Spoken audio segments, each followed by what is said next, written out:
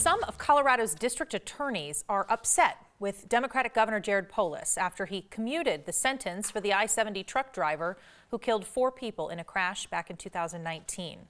Polis commuted Rohel Aguilera Madero's sentence from 110 years to 10. In a letter to the governor, 2 DAs, a Republican and a Democrat, expressed concern over how he handled it and that this could impact future reform. Polis told those DAs this won't be a normal thing and it was very rare, very unique situation. Here's 9 News reporter Marshall Zellinger. We are writing this letter to express our concerns about the process, timing, and manner in which you commuted the sentence of Rohel Aguilera Maderos. That's how this 5-page letter begins, written by Democratic Boulder County DA Michael Doherty and Republican Mesa County DA Dan Rubenstein.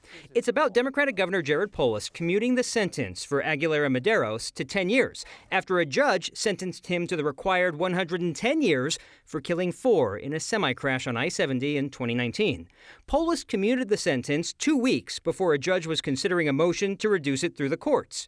Our greatest concern is that you chose to intervene in a pending case, they wrote, thereby undermining the integrity and confidence that Coloradans place in the justice system. We wanted to make sure that we addressed with him that we don't want any future sentencing reform to be based solely on this one case. Rubenstein and Doherty are on the state's Sentencing Reform Task Force. They met with Polis in a Zoom meeting with all DAs last week, wanting assurance that sentence reform would still come through the task force and not individual bills that might make it to his desk without them knowing about the content. We're certainly optimistic about his outlook about sending things through the task force and his comments that this was not something we should expect will be his normal course of procedure. At the end of the letter, the Boulder DA references a plea offer in a case of a family member accused of sexually assaulting a little girl. The DA writes that the 8-year plea is being called excessive by the defense attorney because the governor gave 10 years to Aguilera Maderos, whose semi-truck crash killed 4.